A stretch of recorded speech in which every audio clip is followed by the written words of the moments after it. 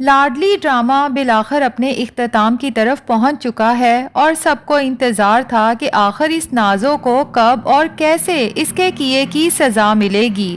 تو ناظرین، ہمارے انتظار کی گھڑیاں ختم ہو چکی ہیں، کیونکہ فائنلی اونٹ پہاڑ کے نیچے آنے والا ہے اور نازو کو اس کے کیے کی ایسی سزا ملنے والی ہے کہ سب کا دل خوش ہو جائے گا۔ لیکن یہاں پر ایک افسوس کی بات یہ ہے کہ نازو کا اصل چہرہ تو سب کے سامنے آ جائے گا، لیکن اس کا باپ یعنی اسحاق صاحب یہ سب برداشت نہیں کر سکیں گے اور اس دنیا سے ہی چلے جائیں گے۔ اسحاق صاحب جب جیولر کے پاس پہنچتے ہیں اور جیولر انہیں سی سی ٹی وی فوٹیجز دکھاتا ہے تو اسحاق صاحب نازو کو جیولری بیچتے ہوئے دیکھ کر حیران رہ جاتے ہیں۔ آخر ایسی بھی کون سی مجبوری تھی یا کیا ضرورت تھی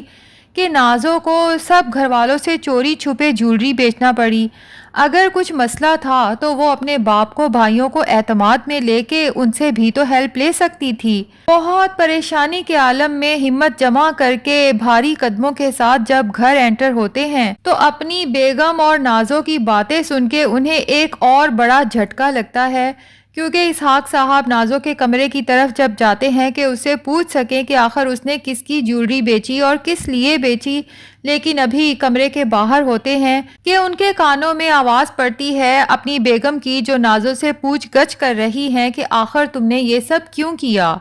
اب نازو، جس نے اپنی غلطی تو کبھی ماننی نہیں اور سچی بات وہ بتا نہیں سکتی کہ بابر کے پاس اس کے کون کون سے راز موجود ہیں، تو جلدی میں نازو کا دماغ جو کام کرتا ہے وہ یہ کہ بجائے بابر کا نام بتانے کے اور خود مکمل طور پہ پھنسنے کے، کیوں نہ پرویز کو ہی برا بنا دیا جائے۔ جیسے ہی نازو اپنی ماں کو بتاتی ہے کہ پرویز مجھے بلیک میل کر رہا ہے تو اسحاق صاحب کے کان کھڑے ہو جاتے ہیں کہ پرویز آخر میری بیٹی کو کیوں بلیک میل کر رہا ہے، اور نازو کی ماں بھی اس سے یہی سوال کرتی ہے تو نازو کہتی ہے کہ دراصل اسے پتہ چل گیا ہے کہ مریم کی ڈی این سی کے پیچھے میرا ہاتھ تھا اور اب وہ مجھے بلیک میل کر رہا ہے کہ اگر میں نے اس کا منہ بند کرنے کے لیے اسے پیسے نہ دیے تو وہ یہ بات ابا اور بھائیوں کو بتا دے گا۔ جبکہ نازو کی ماں کے لیے تو یہی شاکنگ ہوتا ہے کہ ان کی بیٹی اس قدر گھٹیا حرکت کر سکتی ہے۔ مریم تو چلو بھابھی تھی، لیکن وہ بچہ صرف مریم نہیں بلکہ اس کے اپنے بھائی عمر کا بھی تو تھا۔ بھلا نازو اتنا بڑا قدم کیسے اٹھا سکتی ہے؟ جبکہ کمرے کے باہر کھڑے اسحاق صاحب جب نازو کا یہ روپ دیکھتے ہیں تو انہیں تو اپنے کانوں پر یقین ہی نہیں آتا۔ وہ تو خود اپنی بیٹی کو بہت معصوم سمجھتے تھے۔ دل میں ٹیسیں تو جیولر کی شاپ سے اٹھتے ساتھ ہی سٹارٹ ہو گئی تھیں، اور یہ بات سننے کے بعد تو جیسے دل کام کرنا ہی بند کر دیتا ہے۔ اسحاق صاحب اپنے پاؤں پہ مزید کھڑے نہیں ہو سکتے، وہیں بے ہوش ہو کے گر جاتے ہیں۔ نازو اور اس کی ماں جب اسحاق صاحب کو یوں اچانک گرتے ہوئے دیکھتے ہیں تو سمجھ جاتے ہیں کہ وہ سب باتیں سن چکے ہیں اور برداشت نہیں کر سکے۔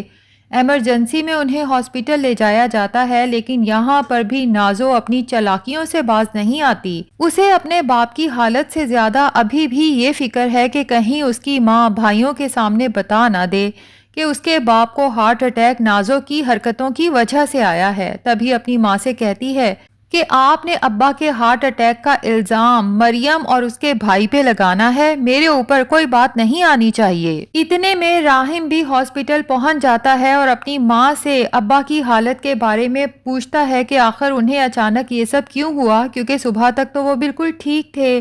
اب صباحت بیگم جب نازو کی طرف دیکھتی ہیں تو نازو ماں کو اشارہ کرتی ہے، جس کے بعد نازو کی ماں ہمیشہ کی طرح ایک بار پھر اپنی بیٹی کے گناہوں پر پردہ ڈال دیتی ہے اور راہم سے کہتی ہے کہ ہم تو خود پریشان ہیں کہ پتہ نہیں اسحاق صاحب کو کیا ہوا۔ کس منہ سے راہم کو بتائیں کہ تم لوگوں کی بہن ہی نہ صرف تمہارے باپ بلکہ اپنے بھائیوں کی بھی مجرم ہے۔ دوسری طرف پرویز بہت خوش ہے کہ آہستہ آہستہ کر کے وہ اپنے مقصد میں کامیاب ہو رہا ہے، کیونکہ جیولر کو اسی نے کہا تھا کہ اسحاق صاحب کو کال کر کے یہ سی سی ٹی وی فوٹیجز دکھاؤ تاکہ اپنی لاڈلی بیٹی کی کارستانیاں دیکھ سکیں۔ جبکہ اب پرویز کا اگلا ہدف نازو کا وہ گھر ہے جو اس کے باپ اور بھائی نے اس کے نام کیا ہے اور جس پہ وہ اتنا اتراتی پھر رہی ہے۔ پرویز دل ہی دل میں خود سے وعدہ کرتا ہے کہ نازو، میں تمہارا اصل چہرہ پوری دنیا کو دکھا کے رہوں گا، اور تمہیں پائی پائی کا محتاج کر کے سڑک پر نہ لایا تو میرا نام بھی پرویز نہیں ہے۔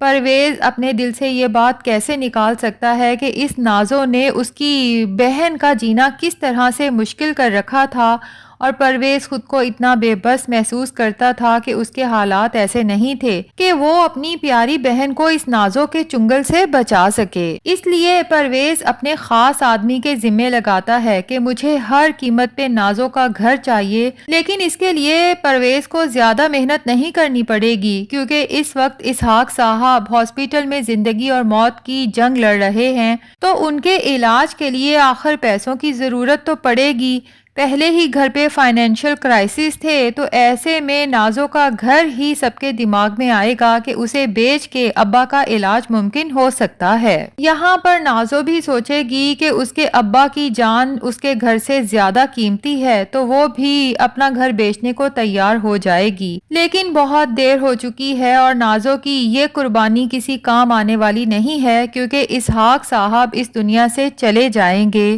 اور ان کے موت کی وجہ کوئی اور نہیں بلکہ یہی نازو ہے۔ نازو اور اس کی ماں تو اب بھی یہ راز چھپانے کی پوری کوشش کریں گے، لیکن پرویز ہے نا، وہی بابر کو ان کے گھر بھیجے گا، اور جب سب بھائیوں کو نازو کی اصلیت کا پتہ چلے گا کہ اس نے کس طرح اپنے ہی بھائی کا ایکسیڈنٹ کروانے کی کوشش کی اور دوسرے بھائی کی ہونے والی اولاد کی موت کی ذمہ دار بھی یہی نازو ہے، اور نازو نے اپنی بھابھی کی جولری بیچی اور روحان کے ساتھ بھی وہ جو کچھ کر کے آئی ہے، ابا کو یہ سب پتہ چل گیا تھا اور ابا کی موت اسی وجہ سے ہوئی، تو بھائی اب نازو کو گھر میں برداشت نہیں کریں گے، اسے گھر سے نکل جانے کا کہیں گے، لیکن نازو کہاں جائے گی؟ وہ تو اپنا گھر بھی بیچ چکی ہے، اپنی ماں کے پاس آئے گی، منت ترلے کرے گی کہ بھائیوں کو سمجھائیں مجھے اس طرح سے گھر سے بے گھر نہ کریں، لیکن اس بار ہو سکتا ہے کہ وہی ماں جو آج تک نازو کے تمام گناہوں پر پردہ ڈالتی آئی تھی،